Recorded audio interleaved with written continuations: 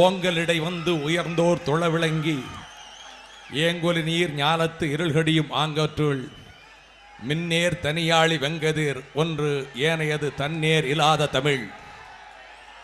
இருள் குவியலை கிழித்து ஒளிக்கிரணங்களை வான மண்டலத்திலே வாரி வீசுகிற உதய சூரியனை தேர்தல் சின்னமாகவும்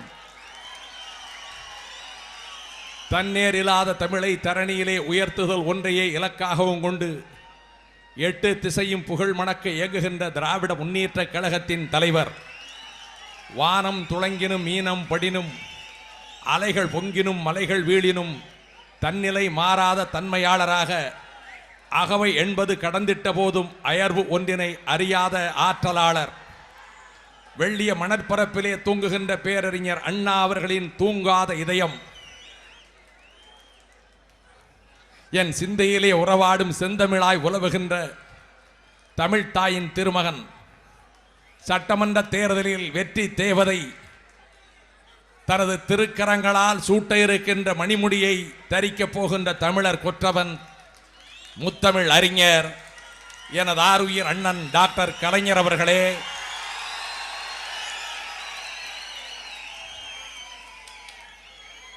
ராஜராஜனுக்கும் ராஜேந்திரனுக்கும் பின்னர் சோழ பேரரசுக்கு புகழ் தந்த அனபாய குலோத்துங்க சோழனுக்கு வாய்த்திட்ட படை தலைவனாம் கருணாகர தொண்டைமானை போல ஆரூர் தந்த அஞ்சுக செல்வருக்கு வாய்த்திட்ட சேனாதிபதியாம் தஞ்சை தரணியின் வைர மணித்தூண், இந்த மாநாட்டின் தலைவர் எனது அன்பு அண்ணன் கோசி மணி அவர்களே, நட்புக்காகவும் நாட்டுக்காகவும் தன் உயிரை தந்தானே மகமத் கான் அவனை போல தான் நேசிக்கின்ற தலைவனுக்காகவும் இயக்கத்துக்காகவும் அர்ப்பணித்து அரசியல் நடத்துகிற என்னுடைய அருமை நண்பர் மாநாட்டு திறப்பாளர் ரகுமான் கான் அவர்களே, தந்தை பெரியார் அவர்களின் தன்மானத்தை, பேரறிஞர் அண்ணா அவர்களின் லட்சியத்தை உயிர் மூச்சாக கொண்டு வாழுகிற திராவிட முன்னேற்ற கழகத்தின் பொதுச் செயலாளர் ஆருயிர் அண்ணன் பேராசிரியர் அவர்களே, கழகத்தின் பொருளாளர் அண்ணன் ஆர்காட்டார் அவர்களே, துணை பொதுச் செயலாளர் அன்பு சகோதரர் மு க ஸ்டாலின் அவர்களே, துணை பொதுச் செயலாளர் சகோதரர் பரிதி இளமழுதி அவர்களே, துணை பொதுச் செயலாளர் சகோதரி திருப்பதி சர்க்குண பாண்டியன் அவர்களே, மாநாட்டின் வரவேற்பு குழு தலைவர் அன்பு சகோதரர் ஐ பெரியசாமி அவர்களே, இந்நாள் முன்னாள் அமைச்சர் பெருமக்களே, இந்நாள் முன்னாள் சட்டமன்ற நாடாளுமன்ற உறுப்பினர்களே, காங்கிரஸ் கட்சியின் தமிழ் மாநில தலைவர் மதிப்புக்குரிய சகோதரர் ஜி கே வாசன் அவர்களே, பாட்டாளி மக்கள் கட்சியினுடைய தலைவர் மரியாதைக்குரிய டாக்டர் ராமதாஸ் அவர்களே, மார்க்சிஸ்ட் கம்யூனிஸ்ட் கட்சியினுடைய தமிழ் மாநில செயலாளர் மதிப்புக்குரிய என் வரதராஜன் அவர்களே, இந்திய கம்யூனிஸ்ட் கட்சியினுடைய தமிழ் மாநில செயலாளர் அண்ணன் நல்லக்கண் அவர்களே, இந்திய யூனியன் முஸ்லீம் லீக் இயக்கத்தின் தமிழ் மாநில தலைவர் பேராசிரியர் காதர் மைதீன் அவர்களே, தோழமைக்குரிய அரசியல் இயக்கங்களின் தலைவர்களே, ஜனநாயகத்தின் விழிகளாக செவிகளாக நான் எந்நாளும் மதிக்கின்ற பத்திரிகையாளர்களே, அன்புடைய தாய்மார்களே, சகோதரிகளே, பெரியோர்களே, மாவட்ட செயலாளர்களே, அன்பார்ந்த என்ற காந்த குரல் தொடங்கி என் உயிரினும் மேலான உடன்பிறப்புகளே என்ற சொல் செவிகளிலே விழுகிற மாத்திரத்தில் இதோ எழுகின்ற ஒலியை விட 1000 மடங்கு கடலலையின் போர் முழக்கமாக, வான மண்டலத்திலே எழுகின்ற இடியின் ஓசையாக கர ஒலி எழுப்பவும், தலைவர் அவர்கள் கண்ணசைவில் சுட்டு விரல் நீட்டும் திசையில் களங்காணவும் காத்து கொண்டிருக்கின்ற திராவிட முன்னேற்ற கழகத்தின் தீரர்களே, வணக்கம். தமிழக அரசியல் வரலாற்றில் மகோன்னதமானதோர் திருப்பத்துக்கு பாதை அமைக்கின்ற திண்டுக்கல் மண்டல மாநாட்டில் உரையாற்றுகின்ற உயர்ந்த சந்தர்ப்பத்தை தந்த கழக தலைவர் அவர்களுக்கும் திராவிட முன்னேற்ற கழகத்திற்கும் எனது நெஞ்சிலே நிறைந்திருக்கின்ற நன்றியை தெரிவிப்பது தலையாய கடமையாகும். நைல் நதி கரை முதல் ரைன் நதி கரை வரையில் புகழ் குவித்த ரோம சாம்ராஜ்யத்தினுடைய எழில்மிக்க அரண்மனையும் விதானங்களும் மாநாட்டின் முகப்பிலே சித்தரிக்கப்பட்டிருக்கின்றன. 2000 ஆண்டுகளுக்கு முன்னாலே வாழ்ந்த பழந்தமிழர் வாழ்வை நினைவூட்டுவதற்காகவே சித்தரிக்கப்பட்டிருக்கின்றன. ஆம், ரோம் நாட்டில் அகஸ்டஸ் சீசரும் ஜூலியஸ் சீசரும் சக்கரவர்த்திகளாக வாழ்ந்து கொண்டிருந்த காலத்தில் இந்த தெற்கு கடலிலே விளைந்த முத்துக்களை இந்த தமிழ்நாட்டில் தயாரிக்கப்பட்ட பொன்னாடைகளை கொண்டு அங்கே விற்றுவிட்டு ரோமாபுரியின் எழில் அரசிகளிடம் தந்துவிட்டு அங்கு கிடைத்த நாணயங்களை தமிழகத்துக்கு கொண்டு வந்தார்கள் என்பது கற்பனை செய்தி அல்ல.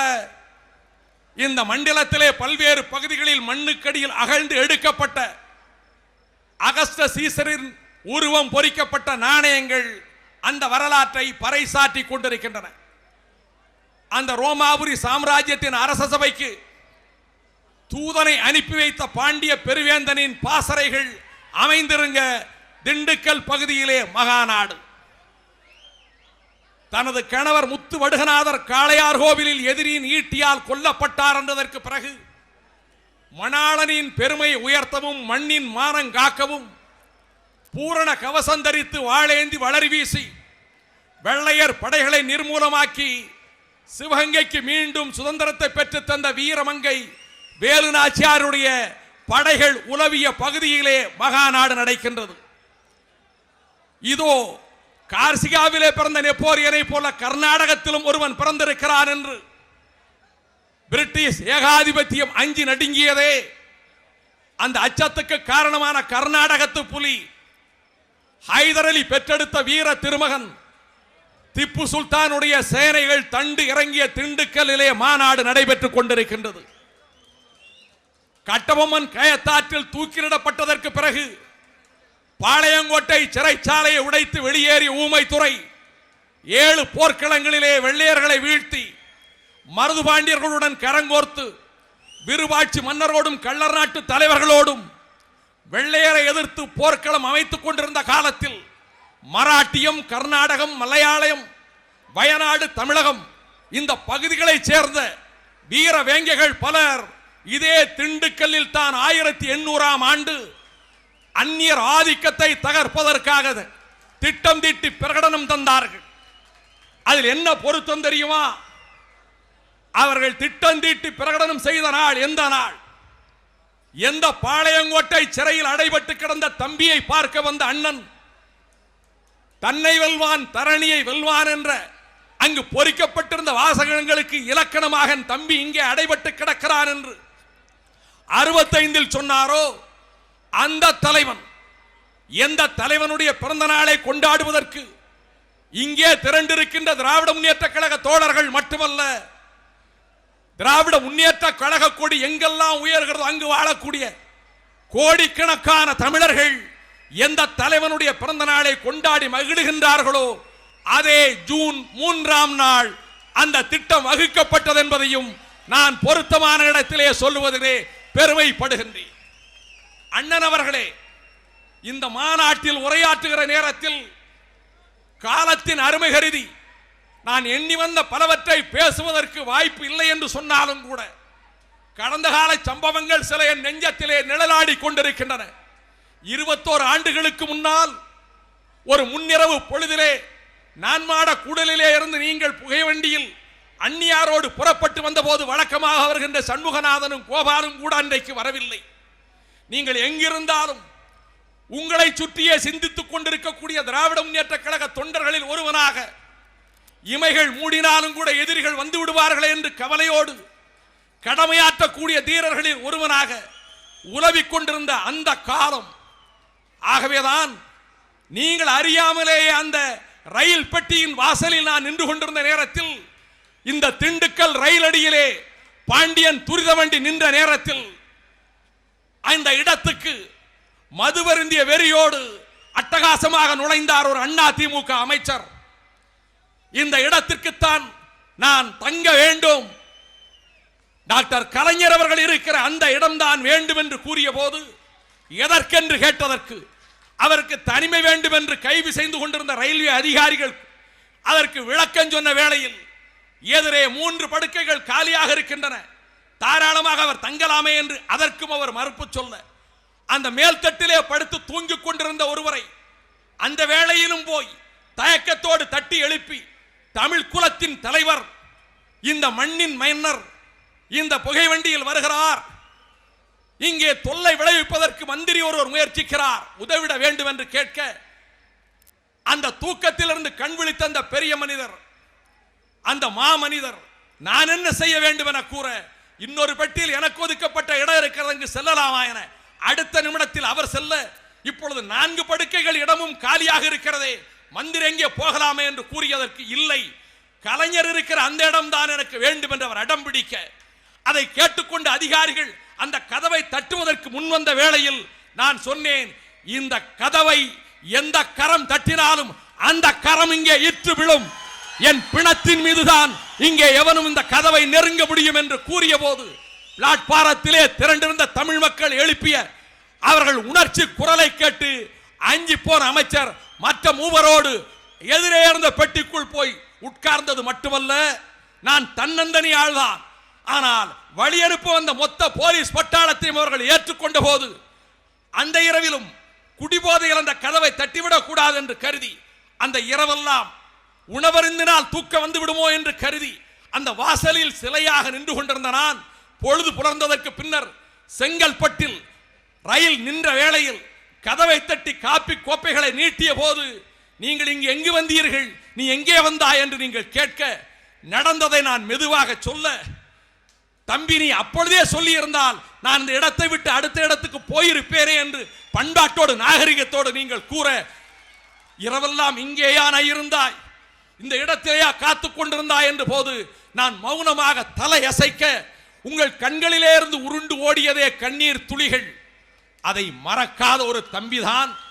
ராதாபுரத்திலே பாய்ந்து வந்த உளி, அது இயற்கையின் அருட்கொடையால் அனிச்ச செயலால் நீங்கள் தப்பிட வீசிய கயவனை ஓடி பிடித்து அவனை கையும் மெய்யும் சோர அவனை நைய புடைத்து காவல்துறையிடம் ஒப்படைத்த தம்பிதான். ஏன் 14 மாடி கட்டிடம் நடுங்குகிறதே பூமி அதிர்ச்சியில் டெல்லியில் என்ற போது அச்சம் உங்கள் முகத்தில் ஒரு சிறு சலனரேகை கூட இல்லையே என்று அன்றைக்கு பதறி துடித்த அந்த தம்பிதான். கும்பகர்ணனை போன்ற உங்கள் தம்பிதான், வஞ்சகம் அறியாத தம்பிதான். இந்த மாநாட்டில், திண்டுக்கல் மாநாட்டில் உங்கள் முன்னால் நன்றி உணர்வோடு நான் நிற்கிறேன். என் இதயத்தை பிளந்து சொல்லுகின்றேன், நான் மிக சாமானியம். ஆனால் நீங்கள் நான் இருந்த கொட்டடிக்கு 2 முறை வந்தீர்கள். வந்தது மட்டுமல்ல, ஓராண்டு நான் சிறைவாச நிறைவேறிய நேரத்தில் உங்கள் நெஞ்சில் என்ன அனைவர் நெஞ்சிலும் இன்றைக்கு நிலைத்திருக்கக்கூடிய திராவிட இயக்கத்தின் சித்தாந்தவாதி என்று நான் போற்றிக் கொண்டிருந்த, நாடாளுமன்றத்தில் எனக்கு ஆசானாக இருந்த அண்ணன் மாறன் உயிருக்கு ஆபத்து என்று கேட்ட நேரத்திலே கூட கூட்டத்தை தள்ளி வைக்க கூடாது என்று மயிலை மாங்கோலையிலே கூட்டம் பேசிவிட்டு பாரசீக காவியத்தில் மகன் மடியலாம், இந்த தம்பி நீண்ட நாள் வாழ வேண்டும் என்று வாழ்த்தினீர்களே, அந்த தம்பி ஐயா இல்லை, அண்ணா இல்லை, நான் இருக்கிறேனடா தம்பி என்று என்னை கவிதையாலே இலக்கியங்கள் தீட்டிய அந்த கரத்தால் கவிதை எழுதி வாழ்த்தினீர்களே, அந்த தம்பி நன்றி உணர்வோடு இங்கு நிற்கிறேன். சிறைச்சாலையிலிருந்து வெளியே வந்து நாடு சுற்றி வந்தோம். 40 தொகுதிகள், மகத்தான வெற்றி கிடைத்தது. அந்த வெற்றி இந்திய திருநாட்டின் அரசியலில் ஒரு திருப்பத்தை உருவாக்கி கொடுத்திருக்கின்றது. அமைந்திருக்கின்ற ஐக்கிய முற்போக்கு கூட்டணி அரசு, டாக்டர் மன்மோகன் சிங் அரசு, வாழ்த்துகிறேன். ஆனால் மகிழ்கிறேன், திராவிட இயக்கத்தின் வீரனாக, தொண்டனாக தெற்கிலிருந்து தான் ஒரு வரலாறு எழுதப்பட வேண்டும் என்று ஆசைப்பட்டோமே, அந்த வரலாறு இன்றைக்கு எழுதப்படுகின்றது. இந்த வரலாறு தீட்டப்படுகின்ற நேரத்தில் அரசு அமைந்திருக்கிறது. பாலு வர்ணித்தாரே திட்டங்கள், தயாநிதி மாறன் சொன்னாரே திட்டங்கள், இந்த திட்டங்கள் தமிழகத்துக்கு வழங்கப்படுகின்றன. ஆம், சேது சமுத்திர கால்வாய் திட்டம் நிறைவேற்றம், செம்மொழியின் அரங்கேற்றம். ஆனால் கடமை முடிந்து விடவில்லை. காரணம், காரிருள் விலகிவிடவில்லை. கன்னி தமிழகத்திலே அராஜகம் நீங்கிவிடவில்லை. அக்கிரகத்தின் கோர கரங்கள் இன்னும் முறிக்கப்பட்டு விடவில்லை. அதனால் தான் சட்டமன்றத்தில் ஜனநாயகத்தின் மென்னி முறிக்கப்படுகின்றது. ஜனநாயகத்தின் நெறிமுறைகள் காலிலே போட்டு மிதிக்கப்படுகின்றன. அந்த கொடுமை தொடர்வதனாலே தான் நீதியே நீ இன்னும் இருக்கின்றாயா என்று எழுப்பினீர்கள். ஒரு காவியத்தில், ஒரு திரைப்படத்தில் நீதி தமிழகத்திலே இருக்கிறதா என்று உச்சநீதிமன்றம் சவுக்கடி கொடுத்தது. இங்கே நீதிக்கு இடமில்லை. The course of justice is subverted என்று சொன்ன உச்சநீதிமன்றம் எந்த வழக்கில் 65 கோடியே 66 லட்சத்தை ஊரையடித்து உலையிலே போட்ட ஜெயலலிதா கொள்ளையடித்த ஊழல் வழக்கு, அது திசை மாறி போய்விடக் கூடாது என்று திராவிட முன்னேற்ற கழகத்தின் பொதுச் செயலாளர் பேராசிரியர் உச்சநீதிமன்றத்தில் தொடுத்த அந்த வழக்கு, வருவாய்க்கு மீறிய சொத்து குவிப்பு வழக்கு, இங்கு கொள்ளையடித்த பணத்தை திருட்டுத்தனமாக வெளிநாடுகளுக்கு கொண்டு சென்று அங்கு வாங்கிய சொத்துக்களை பற்றிய விசாரிக்கிற வழக்கு, 76 சாட்சிகளில் 64 பேர் பொய்ச்சாட்சி சொன்னதற்கு ஏன் அவர்கள் மீது வழக்கு தொடுக்கவில்லை என்று பிராசிக்யூட்டர் மீது உச்சநீதிமன்றம் சவுக்கடி வீசிவிட்டு தமிழ்நாட்டில் நீதிக்கு இடமில்லை. A fair and free criminal trial of the chief minister will not be possible under the present circumstances in Tamil Nadu. தமிழ்நாட்டில் நீதிக்கு இடமில்லை. கர்நாடக நீதிமன்றம் இதை விசாரிக்கட்டும் என்று உச்சநீதிமன்றம் உத்தரவிட்டதே, இது நமக்கு வீசப்பட்ட சவுக்கடி. இது தமிழகத்துக்கு ஏற்பட்ட அவமானம். தமிழகத்திலே நீதி இல்லை என்று டெல்லி நீதிமன்றம் சொல்லுகின்றது. உரை முடிவு காணான் சோழன் என்ற நரைமுது மக்கள் ஓப்ப நரை முடித்து சொல்லால் முறை செய்த சோழன் கரிகால் பெருவளத்தான் பெருமை பேசுகிற தமிழகத்தில் வாயிற் கடைமணி நடுநா நடுங்க ஆவிற் கடைமணி உகுநீர் நெஞ்சு சுட தான் தன் அருமரல் புதல்வலை ஆழியில் வெடித்த மனுநீதி சோழன் வாழ்ந்த தமிழகத்தில் யானோ அரசன் யானே கள்வன் மன்பதை காக்கும் தென்புலங்காவல் என் முதல் பிழைத்தது கெடுகே நாயுள் என்று உயிர் முடித்து நீதியை நிலைநாட்டிய பாண்டிய பெருவேந்தன் உலவிய இந்த தமிழகத்தில் நீதிக்கு இடமில்லை. கர்நாடக நீதிமன்றம் விசாரிக்கட்டும் என்ற வழக்கு அங்கே தொங்கிக் கொண்டிருக்கிறது. வாழ் தண்டனை என்கின்ற வாழ், அது அக்கிரமத்தின் கழுத்தை முறிக்கின்ற வாழ். ஆனால் தேர்தல் முடிவுக்கு பிறகு ஆத்திரப்பட்ட முதலமைச்சர், எரிச்சலுற்ற முதலமைச்சர் எதை சொன்னார்? 40 தொகுதி புதுவை உள்ளிட்ட 40 தொகுதிகளிலும் தோற்பதற்கு காரணம் அதிகாரிகள், ஆளும் வர்க்கத்தின் அதிகாரிகள், வாக்குச்சாவடிகள் நடைபெற்ற தில்லுமுல்லுகள். ஆகவே உச்சநீதிமன்றத்திலே வழக்கு தொடுப்பேன். ஒரு முதலமைச்சர், புத்தி சுவாதீனம் உள்ள எவரும் முதலமைச்சராக இருக்கலாம். மஞ்சள் கடுதாசு கொடுக்காத இன்சால்வெண்ட் ஆகாத எவர் முதலமைச்சராக இருக்கலாம், நான் ஒப்புக்கொள்கிறேன். ஆனால் உச்சநீதிமன்றத்தில் வழக்கு தொடுப்பேன் என்றாரே, 6 திங்களுக்குள் வழக்கு தொடுக்க வேண்டும் என்று சராசரி மனிதனுக்கு கூட தெரியுமே. என்ன காரணம்? நிதானம் இழந்து விட்டார் முதலமைச்சர், நிலை தடுமாறி விட்டார், ஆத்திரத்தில் வார்த்தைகளை வாரி இறைக்கின்றார். அவர் இருக்க வேண்டிய இடம் ஜார்ஜ் கோட்டையா அல்லது மனநோய் நோயாளிகள் இருக்கின்ற மருத்துவமனையா என்ற அச்சம் எழுகின்ற நேரத்தில் அடுத்து சொல்லுகிறார், எங்கே அவர்கள் கட்சியின் பொதுக்குழு என்ற பெயரில் நடத்தப்பட்ட கொத்தடிமைகளின் கூடாரத்தில். வேதனையாக இருக்கிறது எனக்கு. கலைஞரிடம் தமிழ் இல்லையா? அட பைத்தியக்காரி, கலைஞரிடம் தமிழ் இல்லை என்று பேசுவதா? சூரியனில் ஒளி இல்லையேல், சந்திரனில் தன்மை இல்லையேல், வானத்தில் நட்சத்திரங்கள் இல்லையேல், இமயத்தில் பனி இல்லையேல், குயில் ஓசையில் கானம் இல்லையேல், எறும்பில் சுறுசுறுப்பு இல்லையேல், சிங்கத்தில் கர்ஜனை இல்லையேல், வேளத்தில் பிளிரல் இல்லையேல், சிறுத்தையில் சீற்றம் இல்லையேல், புலியில் பாய்ச்சல் இல்லையேல், மலை தேனில் தித்திப்பில்லையேல், சந்தனத்தில் வாசம் இல்லையேல், மல்லிகையில் மனம் இல்லையேல், மழை துளியில் தூய்மை இல்லையேல், மின்சாரத்தில் சக்தி இல்லையேல், தொல்காப்பியரில் சூத்திரம் இல்லையேல், திருவள்ளுவரில் நெறி இல்லையேல், இளங்கோவில் காவியம் இல்லையேல், தேவார மூவரிடம் பக்தி இல்லையேல், கம்பனிடம் கவிநயம் இல்லையேல், வள்ளலாரிடம் கருணை இல்லையேல், பாரதியிடம் கனல் இல்லையேல், பாரதிதாசரிடம் எழுச்சி இல்லையேல், அண்ணலிடம் அகிம்சை இல்லையேல், நேதாஜியிடம் துணிச்சல் இல்லையேல், அறிவாசான் தந்தை பெரியாரிடம் சுயமரியாதை இல்லையேல், பேரறிஞர் அண்ணா அவர்களிடம் அண்ணன் தம்பி பாசம் இல்லையேல், திராவிட முன்னேற்ற கழக தொண்டனிடம் வீரம் இல்லையேல், டாக்டர் கலைஞரிடமும் தமிழ் இல்லைதான். சங்கத்தமிழும் குரலோவியமும் தொல்காப்பிய பூங்காவும் தந்து பொன்னர் சங்கரும் தென்பாண்டி சிங்கமும் பாயும்புலி பண்டாரக வண்டியனும் ரோமாபுரி பாண்டியனும் படைத்து கதைகள், கட்டுரைகள், கவிதைகள், புதினங்கள், வெள்ளி திரையில் காலத்தை வென்ற உரையாடல்கள், ஏன் கார்க்கியின் கதையை கூட தாயாக தந்து இன்றைக்கும் மாண்புகள் கொண்ட வள்ளுவம் தீட்டிக் கொண்டிருக்கிற கலைஞரிடம் தமிழ் இல்லை. பேசுவது யார்? அதோடு நின்றாரா? அதை விட அடுத்த ஒரு கட்டம், தைரியம் இல்லையாம். டாக்டர் கலைஞருக்கு தைரியம் இல்லையாம். ரயில் போனதற்கு பிறகு வராதென்று தெரிந்து தண்டவாளம் நோக்கி சென்றார். சிங்கத்தை விமர்சிப்பது யார்? சிறுநெறியா? குயிலை பழிப்பது கோட்டானா? கலாபம் விரிக்கின்ற மயிலை பார்த்து விமர்சிப்பது மது குடித்த மந்தியா? கேட்க தெரியாதா? அச்சத்தை தூக்கி எறிந்தவனுக்கு அலைகடல் பந்தய மைதானம் இக்பால் சொன்னார்.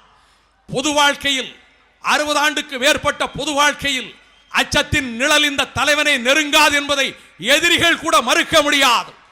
அவர் தாக்கப்பட்டு பாண்டிச்சேரி வீதியில் பதைபதைக்க தூக்கி எறியப்பட்ட போதும் அஞ்சாத நெஞ்சம், கோட்டூர் புறத்திலே கொலைவாளோடு குடியோர் சூழ்ந்த போதும் பதறாத உள்ளம், ஏன் அடுக்கடுக்கான துன்பங்கள் சற்றை வளைத்துக் கொண்டிருந்த நேரத்தில் கருத்து சுதந்திரத்துக்காக, ஜனநாயக உரிமைக்காக வாழுகிறேன், இதோ அண்ணா சாலை வீதியில் தன்னந்தனியனாக துண்டு பிரசரத்தை ஏந்தி வருவேன் என்று இந்திய நாட்டினுடைய அனைத்து திசைகளையும் திடுக்கிட வைத்த அந்த தீரம், துன்பங்கள் தொடர்ந்து விட்டது, வளைத்து விட்டது, இயக்கத்தை அழிய போகிறது என்று சொன்ன நேரத்திலே கூட அழிந்தாலும் மானத்தோடு அழிவோமடா, மானத்துக்காக மழிவோம், ஆனால் மண்டியிட மாட்டோம், கணைக்கால் இரும்பறையை போல வாழ்வோம், குளவி இறப்பினும் ஊண்டடி பிறப்பினும் ஆளென்று வாளில் தப்பார், தொடர்படு ஞமலியின் இடர்படு திரிய கேளல் கேளிர் வேளாண் சிறுபதம் மதுகையின்றி வயிற்று தீ தணிய இன்மரோய் உலகத்தானே என்று அந்த பாடலை எழுதி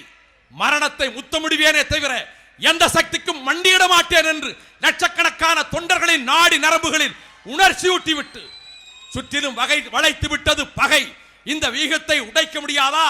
அன்றைக்கு பத்மயூகத்திலே குருச்சேத்திரத்தில் 13ஆம் போர்ச்சர்க்கத்தில் அபிமன்யு அடைந்திருக்கலாம், கண்ணன் கற்றுத்தரவில்லை, ஆனால் என் அண்ணன் வீகத்தை உள்ளிருந்து உடைத்து வெளியேறவும் கற்று தந்திருக்கிறார் என்று சொன்னதோடு மட்டுமின்றி கழகத்தையும் காத்து தந்த அந்த தலைவன், தைரியத்துக்கும் அஞ்சாமைக்கும் அப்படிப்பட்ட தலைவன், அந்த தலைவனிடத்திலே இந்த நாட்டின் ஆட்சி பொறுப்பை ஒப்படைக்க வேண்டும் என்று பேசியவர்களும் பேச போகின்றவர்களும் இங்கே சபதம் எடுத்து ஆணையிடுவதை போல கருத்துக்களை சொல்லி இருக்கின்றார்கள். தூங்காமை, கல்வி, துணிவுடைமை இம்மூன்றும் நீங்கா நிலநாள்பவருக்கு அந்த மூன்றும் இலக்கணமாக கொண்ட தலைவர் ஆட்சிக்கு வர வேண்டும், அடுத்த முறையும் ஆட்சிக்கு வர வேண்டும். அத்தகைய தீர்ப்பை தருவதற்கு தமிழகம் தயாராக வேண்டும். அதுதான் இந்த மாநாட்டு செய்தியாக இருக்க வேண்டும். கூட்டணி ஆட்சி அல்ல. ஒரு ஜனநாயகத்தில் ஒவ்வொரு அரசியல் கட்சிக்கும் கருத்து சொல்லக்கூடிய சுதந்திரம் இருக்கிற காரணத்தால் என்னுடைய கருத்தை மறுமலர்ச்சி திராவிட முன்னேற்ற கழகத்தின் சார்பிலே வைக்கின்றேன்.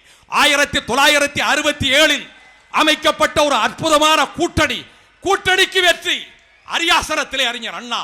அத்தகைய தீர்ப்பையே தமிழகம் தர வேண்டும் என்று நாங்கள் எதிர்பார்க்கிறோம், அப்படி ஆசைப்படுகிறோம். அப்படியானால் மத்தியில் கூட்டணி அரசு, அதுவே நம்முடைய இலக்கல்ல, திராவிட இயக்கத்தின் இலக்கல்ல. ஏனென்றால் இங்கே நான் கூற வருகிற போது எந்த தலைவன் தண்டவாளத்தை தேடி போனார் ரயில் போனதற்கு பிறகு என்று சொன்னாரோ, அந்த தலைவனை பற்றி கண்ணதாசனே சொல்லுகிற போது, ஆழியின் அலைகள் போல அழுதிடும் தாய்மார்கள் தாமும் சூழ நிறுத்தல் கண்டான், தூயவன் நடந்தான் சாக, என்னை துணிவு காணீர், இப்பெரும் கிளத்தி வாழ்வும் சின்னதோர் குளவி வாழ்வும் செல்வனை ஈன்றாள் வாழும், பன்னிடா துன்பம் படைக்குமே அறிந்தும் வீரன், தன்னரும் தாய்நாட்டிற்கே சாகமும் துணிகின்றானே என்று கண்ணதாசன் எழுதியதற்கு பிறகு தலையும் தண்டவாளமும் என்று உங்களோடு பயணித்து வந்து இருப்பு பாதையில் உங்கள் பக்கத்திலே படுத்தாரே முல்லை சத்தி, அவர் அதை எழுதுகிற போது குறிப்பிடுகிறார், ரயிலுக்கு முன்னால் தண்டவாளத்திலே படுத்து விட்டார் கலைஞர், அவருக்கு அடுத்து நான். ரயில் புறப்படுவதற்கு மணி அடித்தாகிவிட்டது, காடு விசில் ஊதிவிட்டார், பச்சை கொடி வீசப்பட்டு விட்டது. அப்பொழுது சத்தி, ஒரு முறை உன் கண்களை அகல திறந்து இந்த உலகத்தை நன்றாக பார்த்துக்கொள், ரயிலின் இரும்பு சக்கரங்கள் நம்முடைய கழுத்தை துண்டிக்க போகின்றன. தாயகத்தின் உரிமை காப்பதற்காக உயிர் பலி கொடுத்தோம் என்ற பெருமையோடு சாவோம் என்று சத்தி எழுதினாரே, அந்த உணர்ச்சி பெற்ற தலைவனைத்தான் இந்த நாட்டினுடைய முதலமைச்சராக மீண்டும் ஆக்க வேண்டும் என்பதற்கு, கொள்கைகளை காப்பதற்காக, எங்கள் லட்சியங்களை பாதுகாப்பதற்காக மத்தியிலே ஒரு கூட்டணி ஆட்சி, ஜனநாயகத்தை காக்கின்ற ஆட்சி, அதுவே திராவிட இயக்கத்தின் கொள்கையாக இருக்க முடியாது. நான் திராவிட இயக்கத்தின் தொண்டனாகவே இங்கு பேசுகிறேன். உங்கள் சீடர்களில் ஒருவனாக உலவி அந்த உணர்வோடு பேசுகிறேன். நீங்கள் தான் சொன்னீர்கள், திராவிட நாடு கேட்டவர்கள் நாம், தனி நாடு கேட்டவர்கள் நாம். நமக்கென்று ஒரு வரலாறு, நமக்கென்று ஒரு கலாச்சாரம், நமக்கென்று ஒரு பண்பாடு, இத்தனையும் இருப்பினும் கூட இங்கே தம்பி தயாநிதி குறிப்பிட்டதை போல சீன படையெடுப்புக்கு பின்னர் திராவிட நாடு கோரிக்கையை கைவிட்டாலும் கூட அதற்கான காரணங்கள் சாகவில்லை என்று அண்ணா முதலமைச்சரானதற்கு பிறகு ஆபர்ட்ஸ்பரி மாளிகையில் மாணவர் மாநாட்டில் சொன்ன அதற்கு அடுத்த கட்டத்திலே தான் மாநில சுயாட்சியை உச்சரித்தார். மறைந்தார் அண்ணா, நம்மை கண்ணீர் கடலிலே தவிக்க விட்டுவிட்டு. நீங்கள் பொறுப்பேற்றீர்கள். பொறுப்பேற்றவுடன் அன்றைய பிரதமர் இந்திரா காந்தி அம்மையாரை அழைத்துக் கொண்டு வந்து அரசினர் தோட்ட வளாகத்தில் அண்ணா படத்தை திறந்து வைத்து உரையாற்றுகிற போது, உறவுக்கு கை கொடுப்போம், உரிமைக்கு குரல் கொடுப்போம் என்று சொன்னது மாத்திரமல்ல, முதல் மாநாடு, அறிஞர் அண்ணா மறைந்ததற்கு பிறகு முதல் மாநாடு, திருச்சியிலே மாநாடு, மாவட்ட மாநாடு, சிந்தனை சிற்பி சிற்றரசு தலைமை தாங்க மக்கள் திலகம் எம்ஜிஆர் அந்த மாநாட்டை திறந்து வைக்க, அந்த மாநாட்டில் நீங்கள் வைத்த 50 முழக்கங்களில் ஒன்றுதான் மத்தியிலே கூட்டாட்சி, மாநிலத்திலே சுயாட்சி. இதற்காக தீர்மானம் 3 ஆண்டுகள் கழித்து 1974 வருடம் ஏப்ரல் மாதம் 20ஆம் தேதி மாநில சுயாட்சி என்கின்ற சரித்திர பிரசித்தி பெற்ற தீர்மானத்தை நிறைவேற்றிவிட்டு, அந்த தீர்மானத்தின் நிறைவேறுகிற நேரத்திலே நீங்கள் உரையாற்றினீர்கள். இந்த தீர்மானம் தான் வங்கத்திலே ஜோதிபாசு வெள்ளை அறிக்கை தருவதற்கும், அகாலிகள் தீர்மானத்தை தீட்டுவதற்கும், அகாலிதளம் பஞ்சாபிலே தீர்மானத்தை முழங்குவதற்கும், ஷேக் அப்துல்லாவின் கட்சி மாநாடு நடத்துவதற்கும் இந்தியாவில் முன்னோட்டமாக அமைந்ததே. அந்த தீர்மானத்தை நிறைவேற்றுகிற நேரத்திலே நீங்கள் பேசினீர்கள். மத்தியிலே கூட்டாட்சி, மாநில சுயாட்சி என்று கூறுகிற நேரத்திலேயே பிரிவினைக்கு எள்ளளவும் இடமில்லை என்பது தெளிவு செய்யப்பட்டு விட்டது.